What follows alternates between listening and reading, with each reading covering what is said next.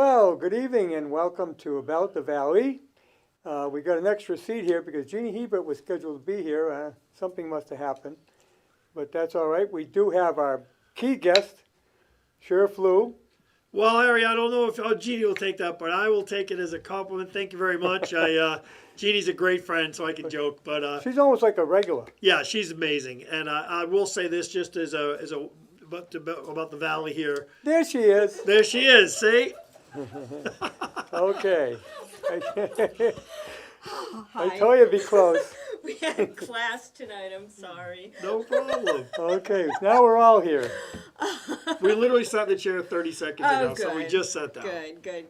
And It was too one of the much. reasons Jeannie's here is, and the sheriff, is you have a program that you're working out together. Yeah, we With the, really are. Yeah, we with the wrote Ed another Hub. grant today to grow it. We're gonna partner with Project Place. Right. Yep. So that grant's due tomorrow, but we have a really successful reentry program, and I've talked about it on the show before. And we are so pleased to be working with Sheriff Lou and his crew. They're really wonderful, wonderful people, and the students are just amazing, really amazing, as you know. Yeah. Yeah. And you know it's successful because you've already placed some of them. We have. Yeah, we actually have. And actually, we have two more that we're placing, and you don't even know about this. We got a transportation grant, and part of that grant is going to help us to get these students to and from work. So Oh. a lot of times, the only reason they can't get a job is because they have no transportation. So we're really happy to be able to say that we have these two that we're placing at Riverdale Mills, and they're going to be working there, and there are already a few of them working at Riverdale Mills, so they're a great partner of ours. And I'm sure Jamie likes that, but he's in desperate need of help. Exactly, very, very much so. And also, we're working with OmniTech, with Peter Bedigian and his crew, too.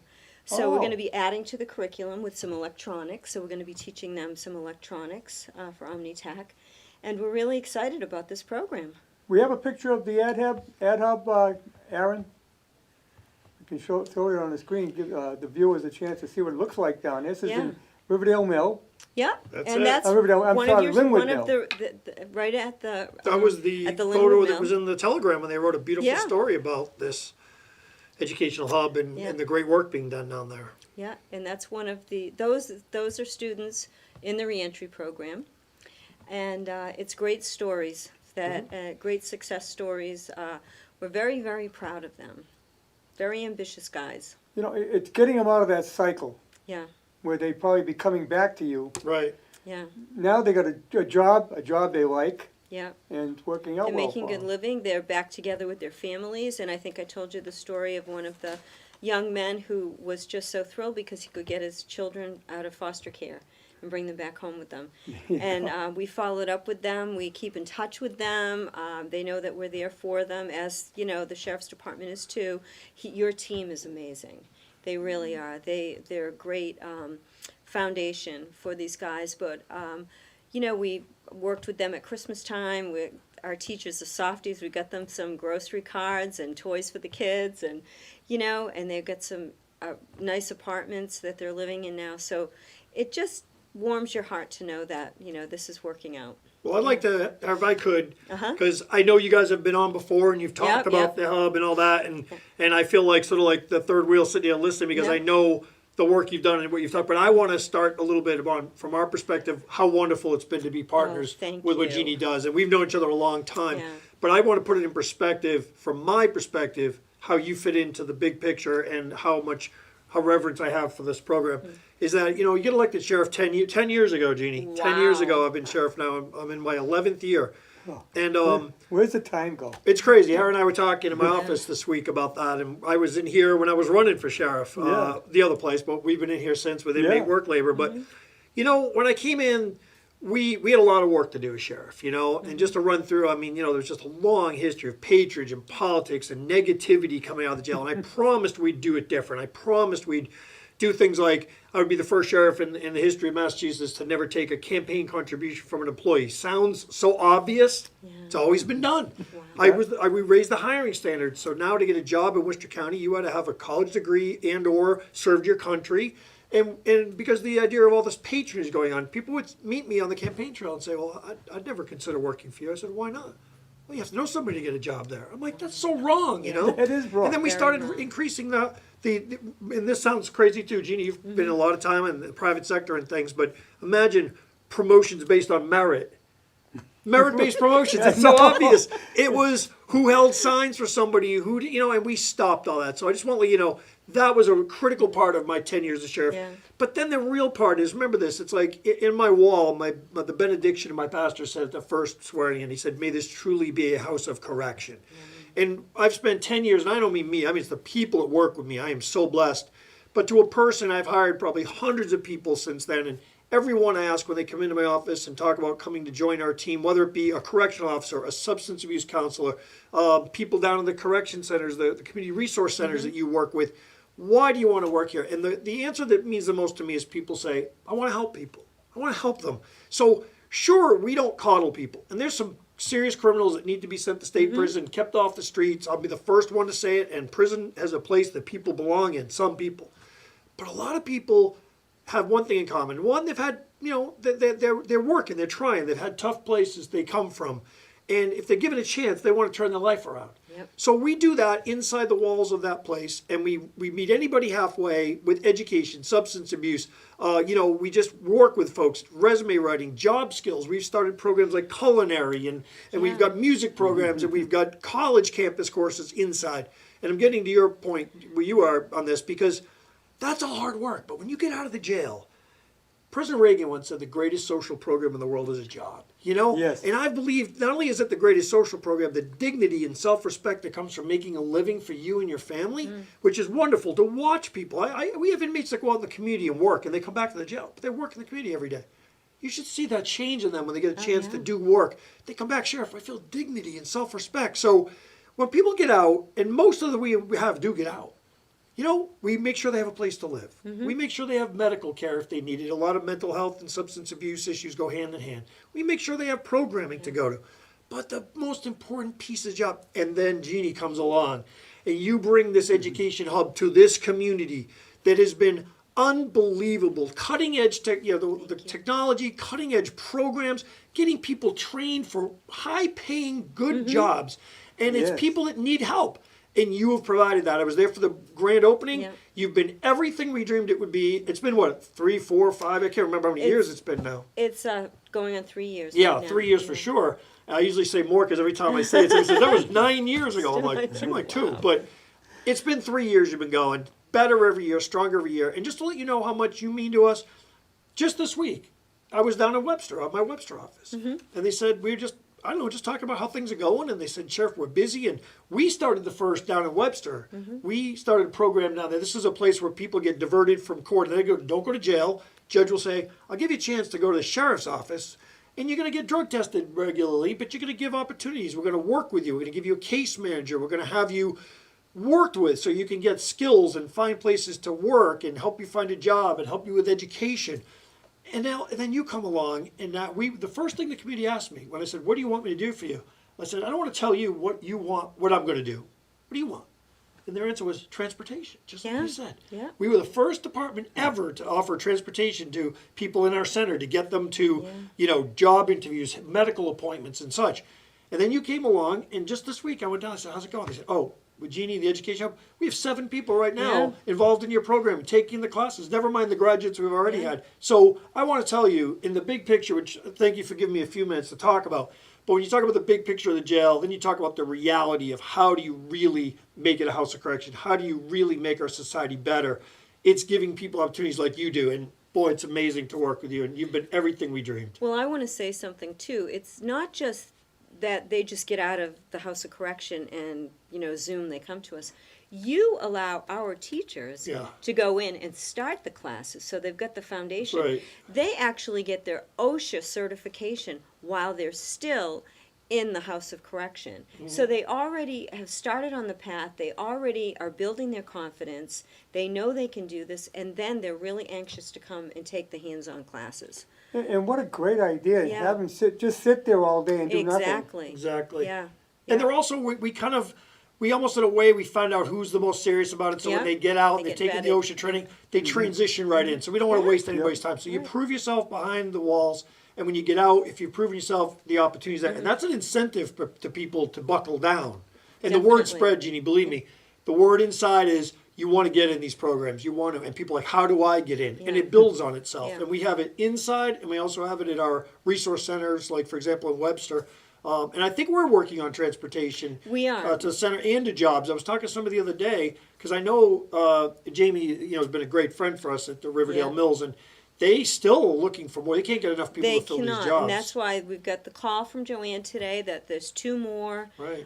but they don't have transportation. And we said, well, we'll take care of that. And she was like, are you kidding? This is going to change their lives. So we're happy to do it. See, that's fresh off the press because I was talking to Joanne just, I think yesterday, Yeah. and we were talking about would it be great? We thought maybe we weren't at the number we needed. Maybe we needed a Yeah. few more, but it seems like you've already worked that out. Yeah, just we with worked the it few out, we've and we're got. also working with Reconciliation House, Right. as you know, and we've got students from there, and it's growing, and today in talking with Omni, hearing what they want, we're going to work on that electronic curriculum, and they'll be pre-trained before they go there, and they'll be placed. And most Yeah. important, this is gonna spread now. Yeah, It's gonna go to other counties as well.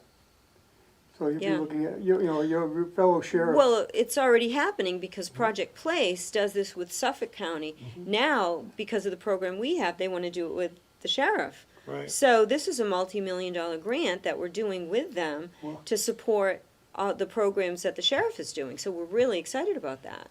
This is the They, way they're you- following us in Suffolk County out Yeah. here, in Worcester County. Jeannie. I hope the Worcester audience recognizes Yeah, that. I think right, the Boston thinks exactly. they're the hub, and we're just the rural people. But Yeah, they see a good thing. exactly. They know it. Exactly. Another thing you did up there, and that's in this background, is you got all that fertile land up there. Hmm. You now have organic farming. Isn't that great? Yeah. I know, and we're talking organic farming now. You're doing healthy foods. Yeah, we started, the land we got up there, we have one of the oldest facilities, and it's not a great facility, frankly. It needs to be money put into it, and jail cells have trouble closing, floors are shaky. It's a little bit of a difficult situation, Was but it 1970s? the original jail was built in 73. They doubled the size of the jail in 1991 with these modular units that were supposed to be there for 10 years. Well, it's 2021 and they're still there. Yeah. So we have a lot of challenges with the physical building. And I'm grateful to the governor, lieutenant governor. They invested $20 million project that we're going to be opening in April. It's going to be a big part of our intake, our receiving corps, medical corps. Where they are now is a condemned building. So it's unbelievable.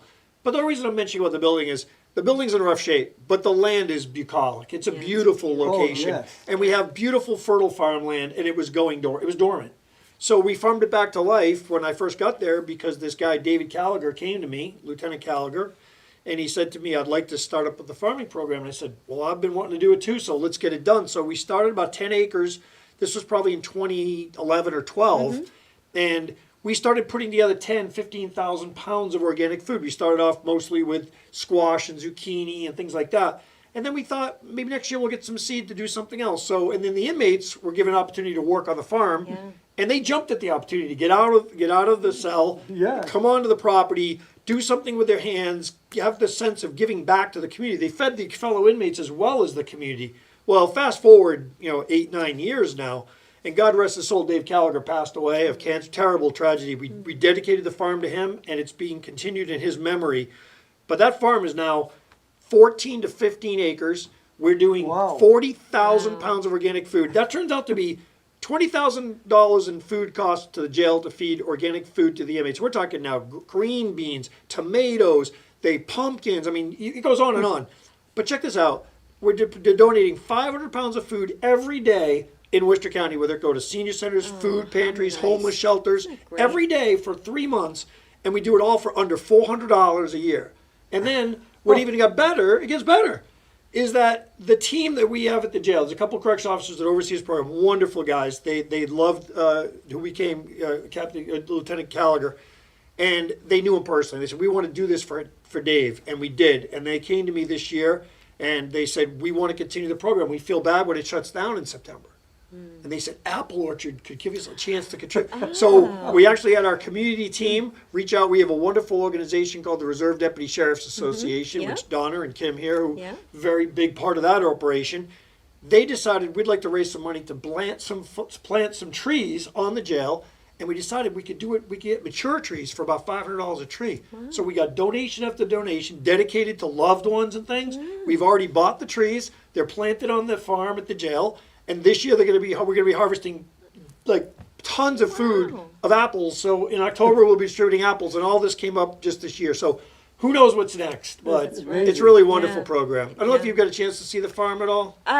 I just saw the farm a couple years ago, Okay. which I was so impressed with. But Yeah. I'd love to see the orchard. Yeah, you got to come That's up and say, well, we great. haven't. Yeah. We're going to be dedicating it. Yeah. I don't even remember, okay. Kim. Do you know when the dedication is? Oh, good. We'll be dedicating it in the All fall, right. so I'll be we'll When the invite you apples out. are popping I'll out. be there. It'll be wonderful. I can't wait myself. It's going to Yeah. be exciting. Yeah. Yeah, That's- that Some is of the apples amazing. I'd never heard of these varieties. They gave us all these, we got a dozen trees and probably 8 different varieties. So Oh yeah, there's millions of, there's all kinds of varieties so of many, it's apples. unbelievable. Oh, that's terrific. Isn't that something? Yeah. Yeah, And that is apple growing country. it is. It is. The only thing is we have a lot of animals up there, so we have to protect them with that. And they Oh, goes yeah. now. Here goes back to Riverdale Farms. Yeah. They have Riverdale Mills. They've donated fencing fence, to us, yeah. whether it be for correction staff or Yeah. for the farm to Yeah. protect the vegetables From and the the deer food and from the the deer bunnies and all the and- different yeah. animals. So again, there's another connection Yeah. that we all Right, work and it's helping on the budget because it's very costly to operate a facility that large. Oh, absolutely. Like I said, it saves us tens of thousands of dollars in food for the inmates. And they they're eat eating good. healthy, good or food, you know? eat They're good. eating good. They're eating good food. There's nothing better than fresh food. Yeah. I mean, No. Yeah. Jeannie, one of the people that a lot of shelters we go to, they tell Yeah. us this stuff I learned, but I'm so blessed to be part of this. I mean, believe me, I feel blessed. This is a blessing to be part of something like this. It's all the team around us that are so good and dedicated. But one of the shelters said to me one year, Sheriff, you don't understand. A lot of the folks here are going to get this. They've never had fresh organic food.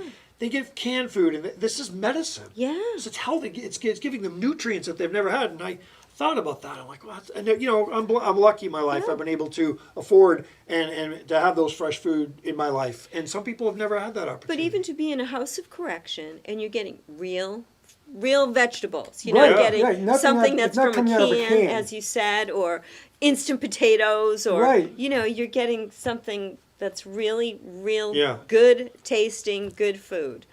It's not like Oh, when I cardboard. tell you, it's unbelievable. We've had so Yeah. all the Boston news have come out. Yeah. I mean, you just see these zucchini and these squash, and they're beautiful. And eggplant. Yeah. We started Hey, eggplant. a I'm couple years ago. Italian. There you go. We bow down to zucchini. You kidding me? Eggplant too. Yeah, eggplant. Oh, I It's just a- made some roasted It's eggplant last week. John Travaglia, the Italian, is the one in charge of the farm, so he's been adding the Italian vegetables to it. eggplant. Hey. But Oh, then yeah. on top of that, you have a culinary program now. So you're Yeah. taking those fresh Yeah. vegetables and showing them how to prepare them. Yeah, Definitely. I don't know if you've seen it, but we just started. Yeah. This was an amazing thing too, right? So we've wanted a culinary program for 10 years.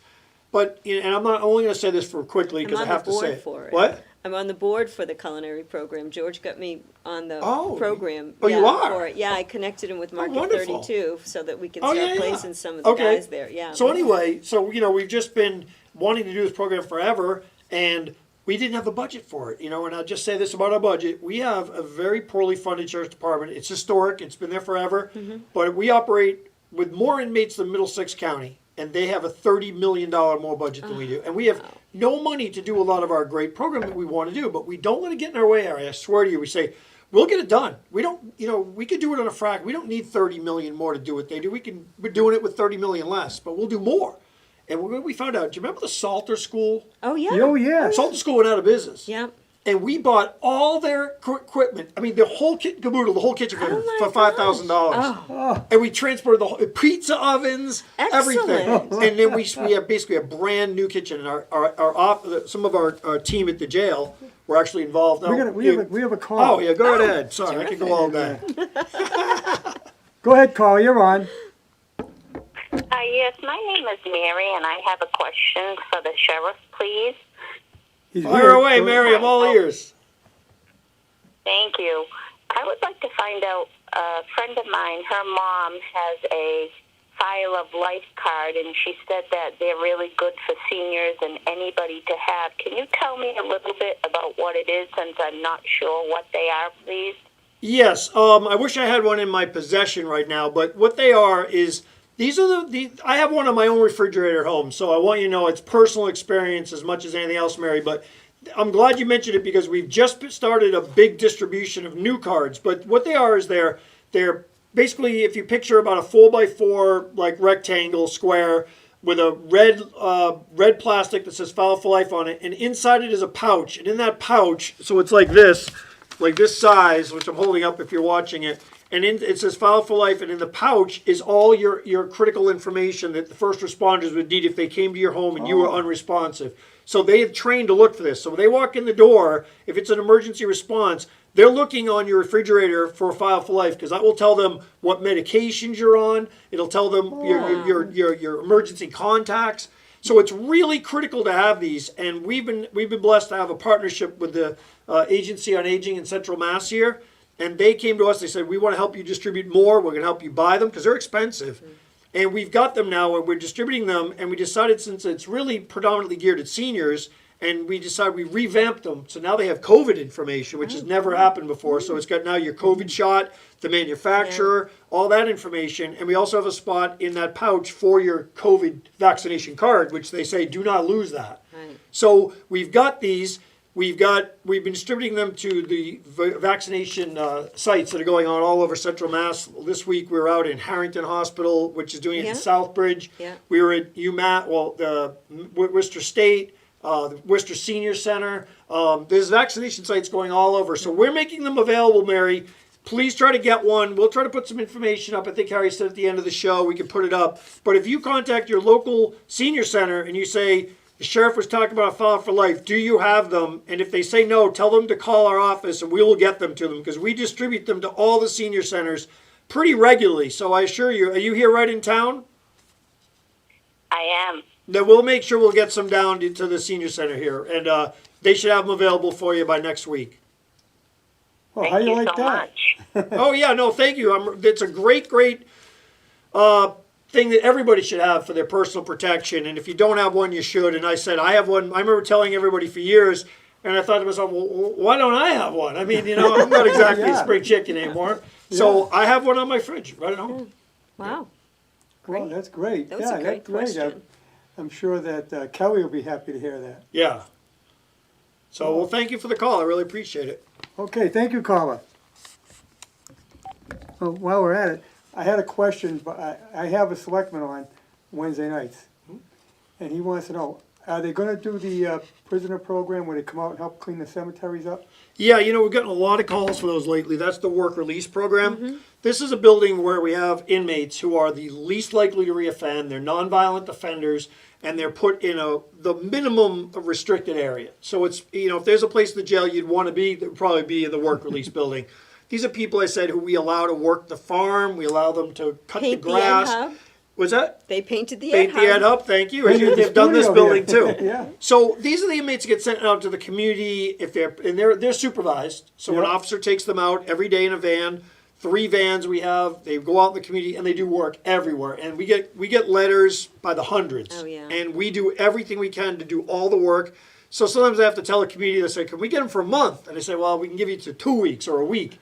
Well, But we yeah, get the work done. Yeah, you got so many people, you gotta take. We got so many, and Yeah. it's really important to send them all around the county. And some towns use them a lot more than others. I don't even advertise the program because you only have a limited amount of Yeah. inmates.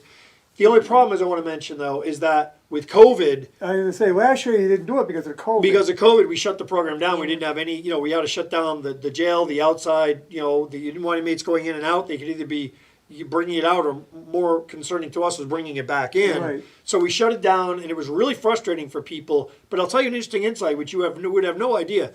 The work release building holds up to like 75 inmates, and many times in my time there, we've been full. Okay, but I'd say on average, it's probably 50 to 70 inmates. And think about it, like you don't just put people in there because you have space. you got to earn your way in there. You know, you're doing well. You're respectful. You got a nonviolent defense. You want to put you in a place, but this is the place where we keep our dogs, Jeannie. Which I know I was waiting for you to talk about the dogs. I know your love of the pet rock and all that. So you're amazing on that. I've met so many people that know you through that as much as anything else you do. But that's where we keep our dogs, and the inmates live with the dogs and retrain them to get them adoptable because we work with a local shelter and all that. So this is where the dogs live. But what's happened, which is really remarkable, and this is what makes this program, I'm answering your question in a very roundabout way, but right this minute, we only have fewer than a dozen people in that building. Oh, wow. Because what's happened in COVID, and I'm just letting you know, and maybe a lot of people know this or don't, but the world shut down and the criminal justice system got to shut down, and the police made a lot fewer arrests, and the courts weren't very operational, and they started giving, unless you were a violent offender, you would normally be brought in, arrested, brought to arraignment, and maybe end up at the Worcester County House on a bail. They're giving you a citation, say, show up in court in 2 months. I'm not kidding you. Walk away. So I don't particularly like that style of policing, but that was the world we lived in. But that's trickled down into us of weeks and months of doing this. Like our population was at 1,000 when COVID started. We've been at 1,200. We were down into the 500 range. And there were also movements to release people from jail and judges' orders, which we opposed. We've trickled back up to about 650, but that work release building is still, because remember, those are the inmates they're not sending anymore. Yeah. Right. They're the better behaved, they're less violent. So they have been coming. So we're already going through the requests because we want to start putting the inmates out there. But right now I think we have 3 inmates or 4 inmates available for the program. So the answer to your question is there's the answer. It's like as soon as we have the ability, we're going to put the inmates out. I would guess, May or something like that would be a viable time to start doing that. But we can't put bodies out there we don't have. But they're great workers. We loved having them, and I would I would have coffee and donuts for them in the morning, and then we'd give them pizza. And then at the end of the week, it was Friday, I said, well, you can have your choice. You can either have fish and chips or we'll go get Chinese food. And they were going, well, we want Chinese food. And then one guy goes, I'm getting released tomorrow. I'm not going to be here. I said, well, you can come for lunch if you want. That's good. Well, I want you to say something, Jeannie, about this program because, you might be in the listening audience and think, well, these are criminals and these are inmates and they're treating them like really nice and fun. And I'm just telling you as sheriff, and I have never been accused of being soft on crime. But the people we put in this program have earned the right to this program. And when they go out in the community, I'm telling you, don't we all want them to succeed? Don't we all want them to turn their lives around? Right. Yeah. And guess what happens? When people like Jeannie, and I'm using an example because you're here, but it couldn't be truer than anybody else. These inmates get out. They get released during the day to go out, supervise, to help Jeannie at her facility. And what were they doing? Painting and cleaning and stuff, right? Yeah, they painted the entire Ed Hub after the drywall was put up. They were great. So these guys will go out there for a week probably. And they're giving you a substantial amount of hours, free labor. Yeah. And the only thing we ask of the people who take the inmate labor is to provide them lunches. Yeah. But guess what that does to them? And I also find it does to the community. We've had plenty of people that have gone out. I'll give you an example. I remember a church in my hometown of Holden. One guy said to me at the beginning, well, the parish was a little reluctant. We didn't know what to think. By the end of the week, 10, 15 parishioners were coming and working with them and talking to them. But this is what happens. So the community breaks down the barriers and says, you know what? People deserve a second chance. They've paid their price. These are people who've they've paid their price. Last time I checked, we're America. We believe in second chances. So that's important. But my favorite of all was, an inmate said this to me once, and it is so true, and it kind of changed my life as far as my future outlook of things. Because I asked him, I said, it could have been one of your inmates. I said, how do you like being in? Because I used to visit all the time. I went out to almost every site because I just enjoyed being in the community and working and helping. But sometimes I got busy with other things and I couldn't go. But there was a time I went more. Now, of course, with it shut down, I can't. But I remember asking him, I said, how you doing with this program? And he says to me, just me and him talking. Yeah. He's like, Sheriff, I can't thank you enough for letting me be in this program. I said, I'm glad to hear that. He goes, no, you don't know. I said, well, what do you mean? He's like, Sheriff, he goes, I grew up in an area where I never had a job. I only got in trouble. I never really did anything with my life. And I've been to your facility a few times.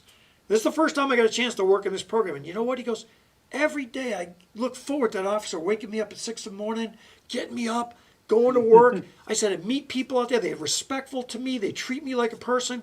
He goes, I feel a sense of dignity and self-respect I've never felt before. And he goes, and I realized that moment, that's all people want. Yeah. So, but this is where I say it changed Yes. my life. I don't believe, and this is, people find it controversial, I don't, but I'm not going to support a political system that gets people like to be dependent on programs. Right. Like this guy, one of the guys told me, my mother was in public housing, and my grandmother was in public housing. How is that compassion? Right. We want to get people lifted up Yeah. and move on. So when you have people who are second or third generation in public assistance or housing, these are people I meet at the jail. And to a person, they tell me they want to work. Yeah. They want the dignity. They want to provide for their family. So that's what I'm all about now. You show me a program that's going to lift people up like yours. Yeah. Yeah. I'm all in. Yeah. I'm all in. Definitely. another call. Whoa, great. We got another call here. Go ahead, caller, you're on. Hi, my name's Megan, and I was calling. Hope you guys are all having a great night. I was calling for a question for Sheriff Lou. Sure. Go right ahead. Sheriff, there were so many great things you were talking about tonight, and I'm sorry if I missed this, but I heard you talking about the garden Yep. that you run. And I was just wondering, do you guys, I heard you say that you donate to the community. I just wasn't sure how often.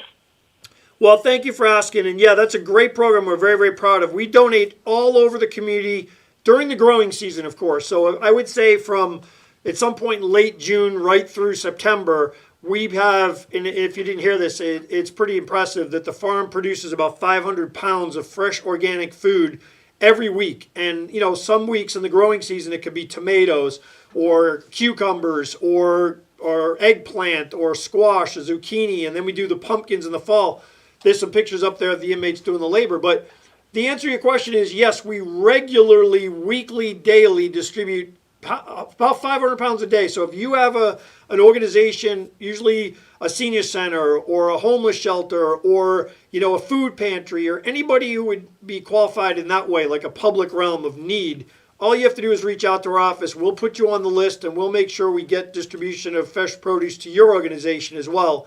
And I hope you do. If you have anybody in mind, just have them reach out directly to my office and I'll put them in touch. And the phone number is the easiest way. It's just 508-854-1801.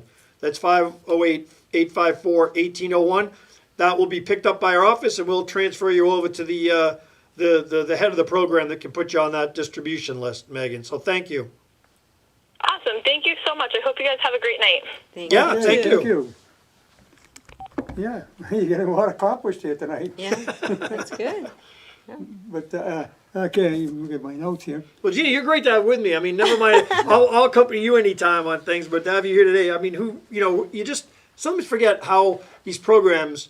And I said, I tell you, it's the team we have. It's not me. I'm just blessed. You have a wonderful team. We do. We have great you really people. Do. But when you Yeah. start hearing you and you're touched by things like the education hub Yeah. and the farming program and then the inmate work release program, all these things that are touching you. I mean, it really warms my Definitely. heart. Yeah, and tell them about the dogs. Yeah, the dog, The that's a great dogs. program. It's a great program. Yeah. Well, there's 2 dog programs, so I'll touch them briefly because one was our first one, our little baby. Yeah. And then the second one is, in my mind, it may even be a better program, which I would not believe because the first one probably got the most publicity of anything we've ever done because it was a nationally broadcast show. But when I first got there, again, no money. They had dogs that were retiring. They worked for the department, bloodhounds, narcotics detection, things like that. And when I came in, my team met me and they said, well, the bloodhound's retiring. He's 10. We don't have a narcotics detection dog. We can find them. The state police have some. There's 4 or 5 departments in Worcester County that have some. And I'm thinking to myself, now we're a sheriff's department. We have 1,000+ inmates in our facility every day. And let me tell you this, it doesn't matter who you are, which sheriff, where you are, anywhere in this country, there's somebody trying to smuggle something into your jail every day of every minute. It's the nature of the beast. Oh, yeah. So we found, I thought to myself, and I had a couple people I worked with, I said, let's find shelter dogs. I've only adopted shelter dogs. I've never had Me too, a purebred dog. as you know. Right, Yeah. I know. That's why, I know you're sitting there. I'm like, I know you get that as much as anybody. But I do. I have a love for shelter pets. So we put it out to the shelters, and we found our first dog was Nikita. He's still going strong. Nikita was about, believe it or not, he's getting to be about 10, so he's getting up there. Yeah, we had a big thing at the Hanover Well, Theater exactly. with So him. you remember, Yeah, I So was because there. we worked with you on that, so Yeah. we ended up. I'll just make that story quick. So Nikita gets adopted by us for free. Yeah. We find a training program for him in Plymouth County Sheriff's Department to train dogs for narcotics detection for free. and he lives with the officer, Tom Shabbat, who's still with us today, Captain Tom Shabbat, who lives up in, I think he's in Ashburnham, Westminster area. So Tommy's up there, and he lives, he's a family pet. But he just happens to work for the Worcester County Sheriff's Department. He's on call 24/7. Well, anyway, his first day on the job, we lay the mail out. He's trained to detect specifically narcotics and mostly like, Suboxone and methadone and things like that. First day of the job, we lay out the mail, and he sniffs out Suboxone on the glue of letters and things like that. So immediately, hit after hit. So Kim, who did the press for it, she ended up putting out a story. It got picked up. It went viral, and it went on. The national press AP, wire. Like yeah. 2,000 people Yeah. picked up the story, and a producer in L.A. in a show called Shelter Me picked it up and called and said, "Hey, I saw this program. I guess I got a show that we do nationally about shelter dogs who give back to the community. Would like to do you." And long story short, they came out, they filmed us for like 5 days. It was long days, and they went to Tommy's house, and they came with me to Sutton High, and we did this beautiful thing, and then we didn't hear from them for a year, and I thought, well, we didn't make the cut. We ended up on the floor, and then we got the call. It's broadcasting.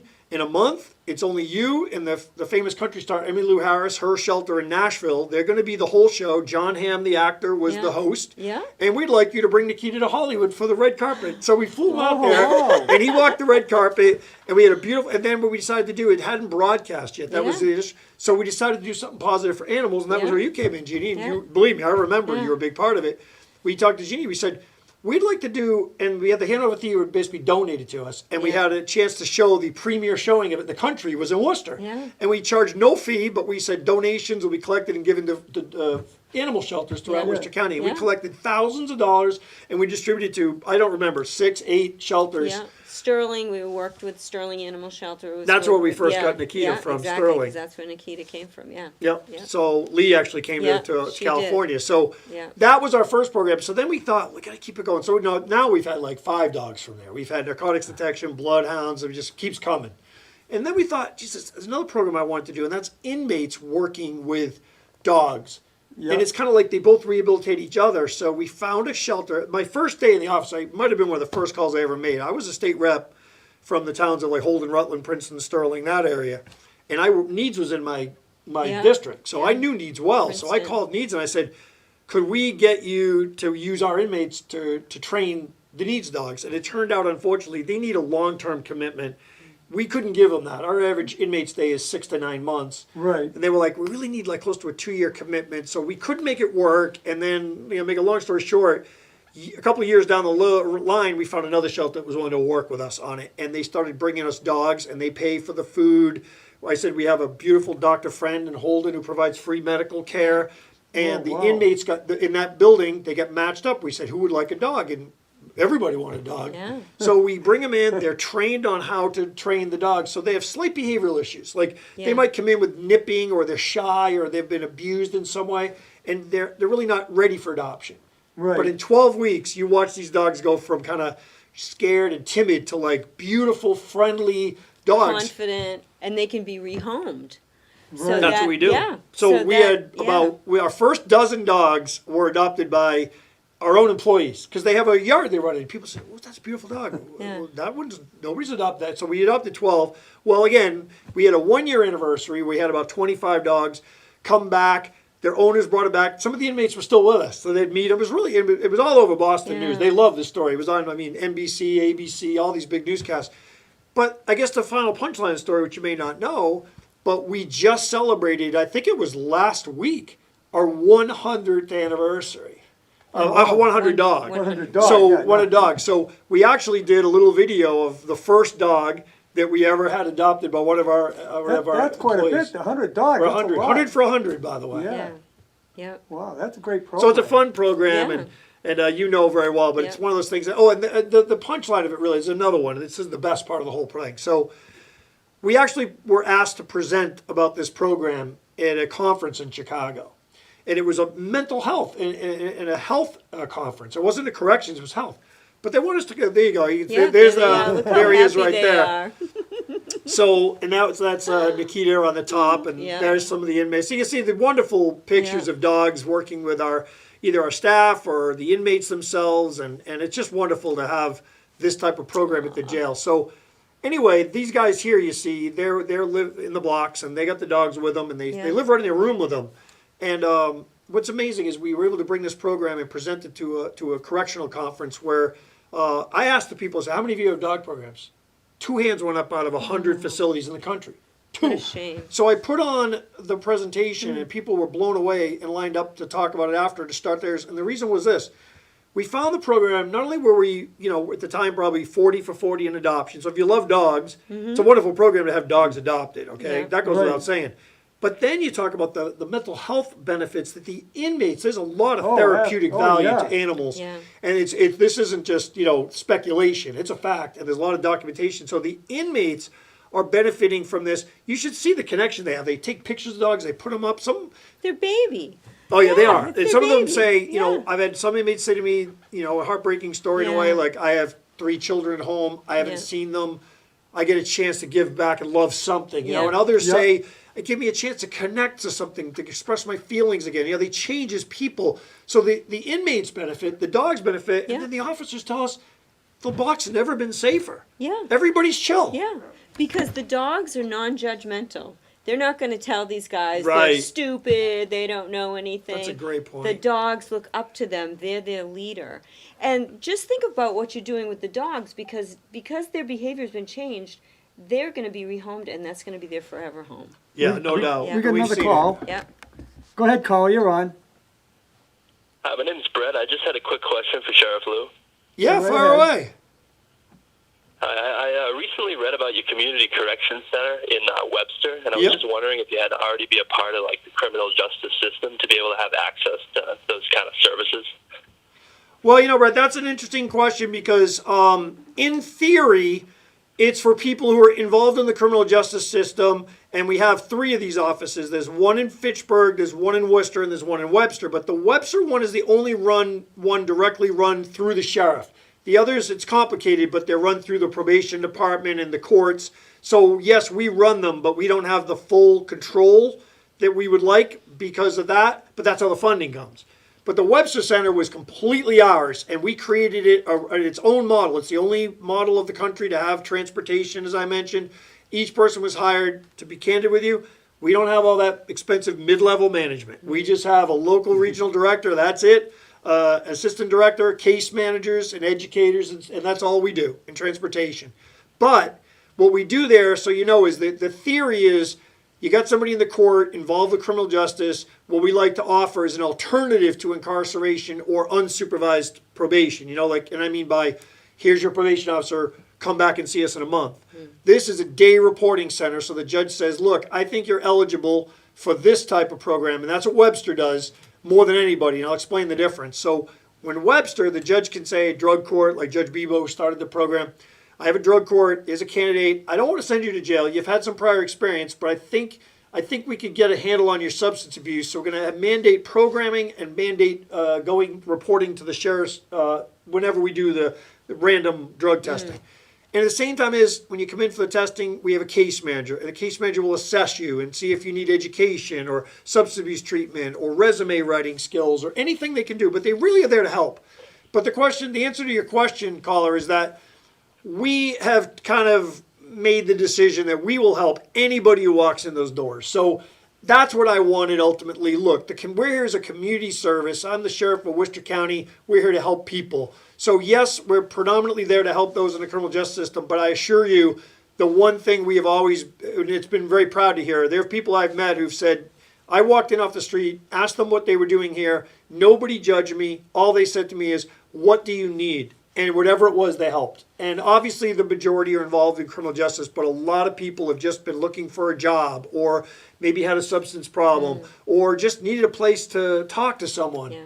And that's what we do. So that's a bit of a long-winded answer, but yes, we are predominantly based for people in the justice system, but I assure you if you walked into our center on Main Street in Webster, practically across the street from the police station, you'd be welcome. And you could feel free to go in and ask anybody for any help. That's awesome. Thank you so much. That's really helpful. Have a great night. Well, thank you very much. Thank Thanks for you. checking in.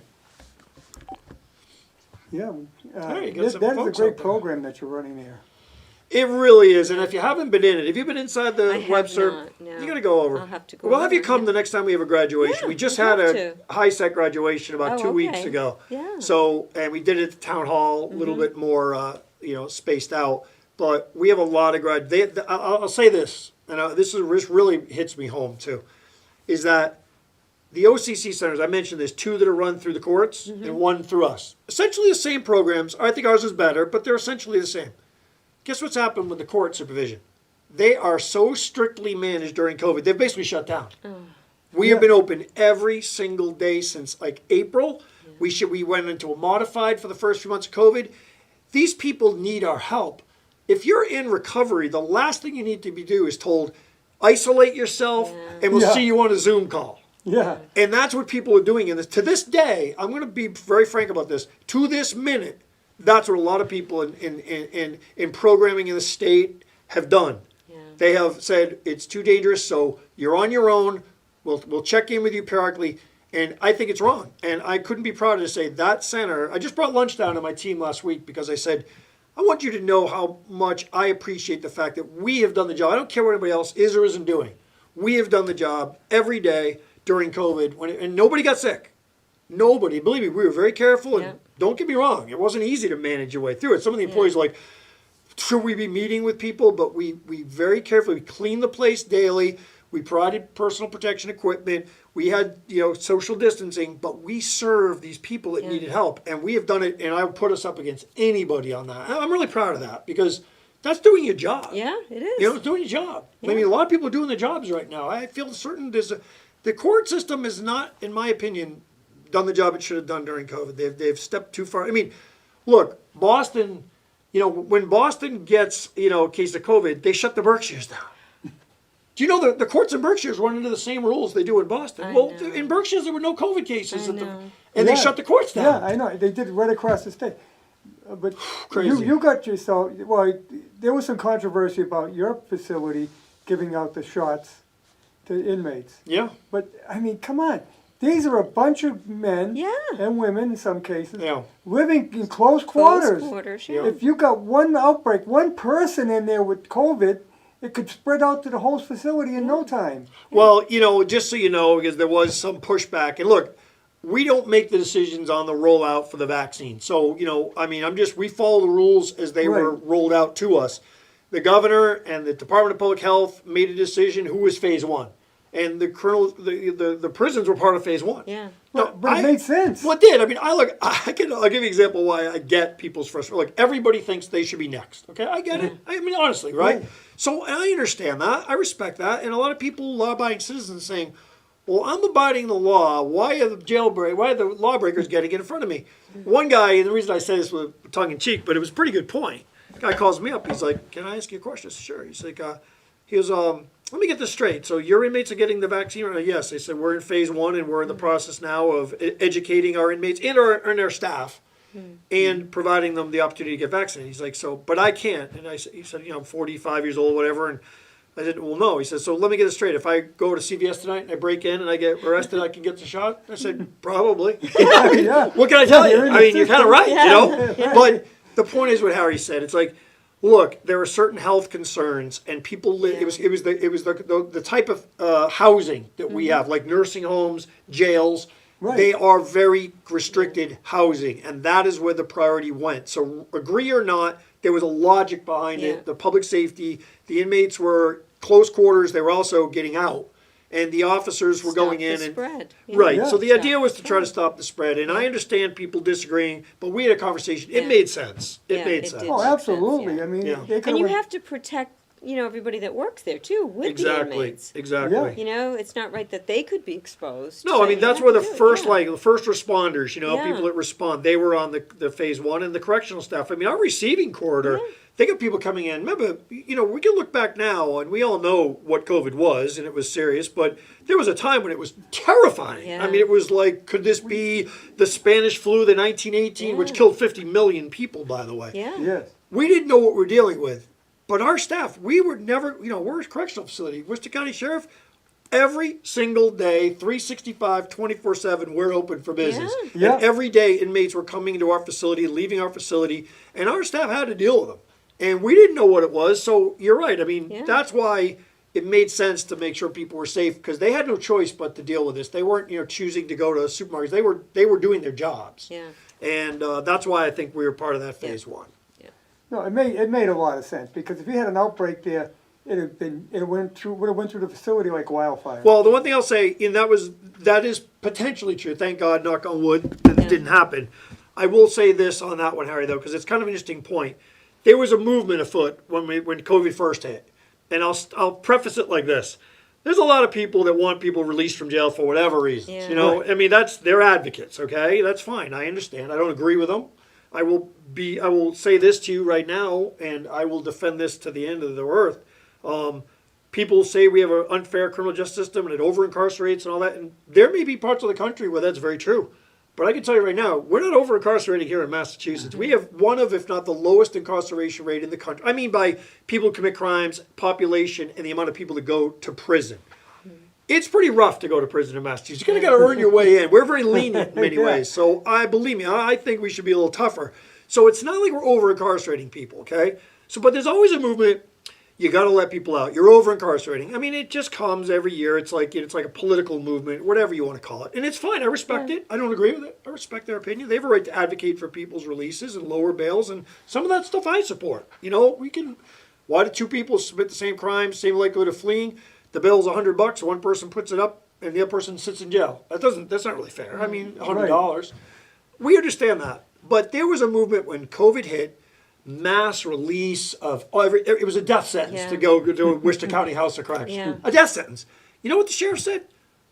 And I'll tell you, I talked to the governor about this, and I'll tell you what he said to us. He goes, "You got to get that word out," because I agree with you. I said it's safer to be inside the House of Corrections than it is to be on the street. Yeah. And that's what people didn't get. Think about this. We have medical care daily, food, housing. Now, because our population was down, we were able to spread people out. We had inmates working with officers, cleaning that place. We were so far ahead of the curve when it came to buying the cleaning equipment. We were way ahead of other departments were scrambling to get gloves and masks. We had them all, thousands of them. We cleaned that place from top to bottom with the inmates helping us because they knew it was for their safety too. You know what the big event was? Believe it or not, I think the watershed moment for my jail and the inmates and the staff was when the NBA canceled their season. That's when everybody got, a lot of people, sports fans, are like, whoa, we better take this seriously. And a lot of the inmates are fans. And they were like, they started jumping on and helping out. So we started noticing, we're safe, we're clean. People aren't getting sick here. I'll tell you this, Jeannie, you might not know this story. It's unbelievable. I couldn't make this up if I tried. We had no COVID at the jail. Now, meanwhile, there are these groups, whatever, the Mass Bar and the ACLU, wherever they were, going to the Supreme Judicial Court every week. Mass release of inmates. These inmates are dying. They're not being tested. And I'm like, what planet are they living on? Look, we got people. We have nobody sick. We had not one COVID case in our jail until, I remember there was a headline in the Worcester Telegram, I think it was in May, and it said, 0 COVID at the Worcester County Jail. Guess what happened? A judge ordered a release of a guy that we opposed, got out, reoffended, came back with COVID. First case, came back from a release. And then, look, I'll tell you, and it'll still respond to you, Harry, because you're right. I mean, that was the theory, that it was a very dangerous place. And frankly, look, I understand why you want to inoculate people, because there is that potential.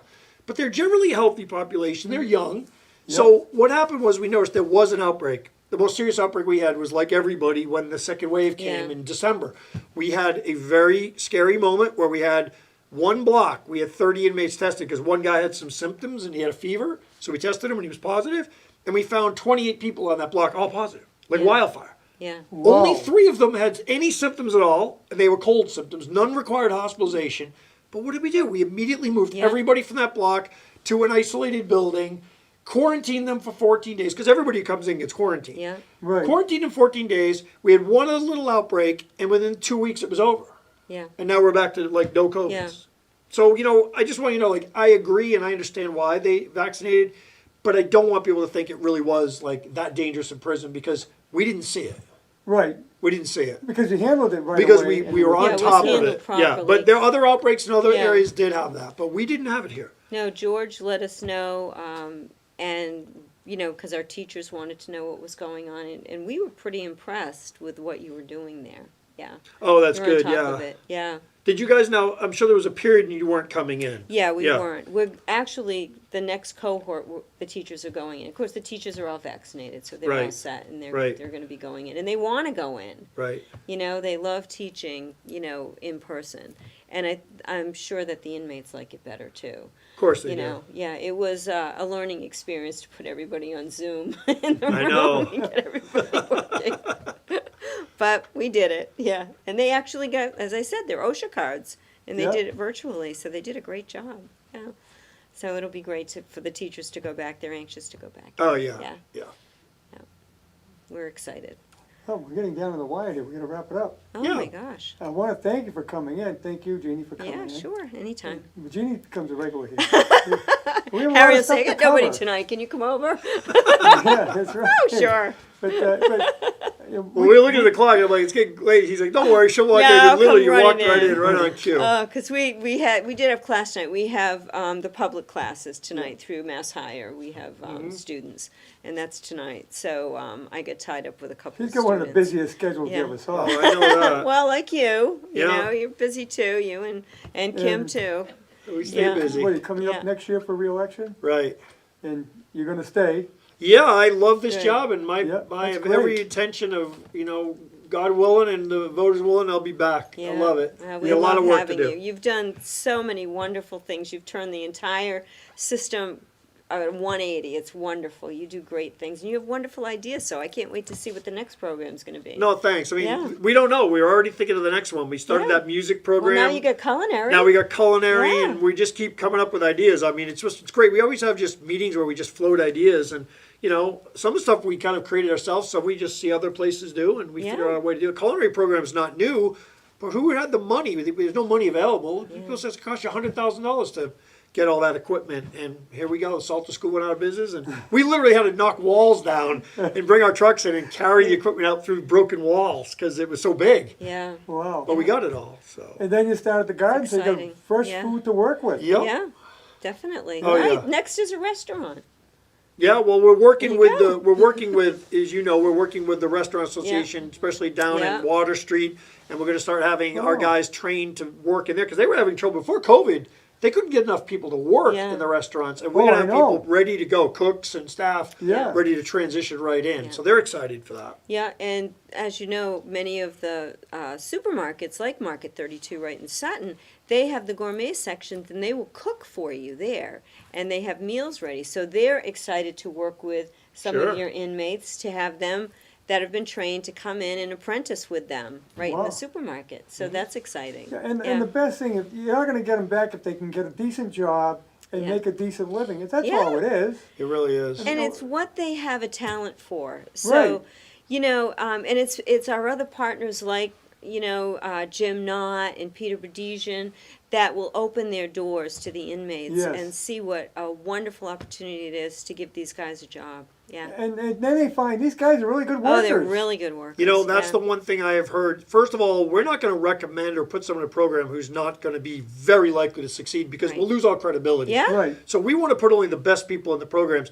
And I will tell you, I hear almost universally by our employers, some of the best employees we've ever had. Yeah. And part of it is because they don't have another chance. This is it. Like they've been Yeah. giving a third chance, some of them, and they're not going to blow it. And we're not going to give you people who will fail. Then we all look bad. So it's kind of a wonderful thing to see happen and the successes. And once people, as you said, once they get out and succeed, they're not coming back. Right. Right. And in a lot of cases, they're there because they had nowhere else to go. Yeah. That's right. You're right too. They're going to get 3 meals a day and a place to sleep, and it's warm.